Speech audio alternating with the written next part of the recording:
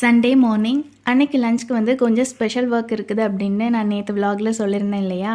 So இன்றைக்கி menu என்ன அப்படின்னா சிக்கன் பிரியாணி, சிக்கன் 65 இதெல்லாம் தான் வந்து பிளான் பண்ணி வச்சுருக்கேன். ஸோ பிரியாணி வந்து மோஸ்ட்டாக எல்லார் வீட்லேயுமே பண்ணுறது தான். ஆனால் எல்லார் வீட்லேயுமே வந்து வேறு வேறு டேஸ்ட்டில் தான் இருக்கும். என்ன தான் நம்ம யூடியூப்லாம் பார்த்து அவங்க சொல்லித்தர மெஷர்மெண்ட்டில் கரெக்டாக எல்லாமே போட்டு செஞ்சாலும் கண்டிப்பாக நம்ம டேஸ்ட் வந்து வேரி ஆக தான் செய்யும். ஸோ பிரியாணிக்கு மட்டும் நம்ம எவ்வளோ ஃப்ளேவர்ஸ்னாலும் இன்டியூஸ் பண்ணலாம். டேஸ்ட் வந்து அதுக்கேற்ற மாதிரி ரொம்ப நல்லாயிருக்கும். அண்ட் மெயினாக நீங்கள் வாட்டருக்கு பதிலாக கோகோனட் மில்க் ஆட் பண்ணி செஞ்சு பாருங்கள். டேஸ்ட் வந்து ரொம்ப சூப்பராக இருக்கும். ஆல்மோஸ்ட் பிரியாணி ஃபுல்லாகவே ரெடி ஆயிடுச்சு. ஸோ தம் போடுறதுக்காக மேலே கார்னிஷிங் எல்லாம் பண்ணிட்டு இருந்தேன். ஸோ தம்மும் போட்டாச்சு. சைட் பை சைடு எண்ணெய் வந்து ஹீட் பண்ணி வச்சுருக்கேன். சிக்கன் ஃப்ரை பண்ணுறதுக்கு முன்னாடி தான் கார்ன்ஃப்ளவர்லாம் ஆட் பண்ணணும். நம்ம முன்னாடியே இதெல்லாம் ஆட் பண்ணோம் அப்படின்னா கறியில் எந்த மசாலாவுமே பிடிக்காது.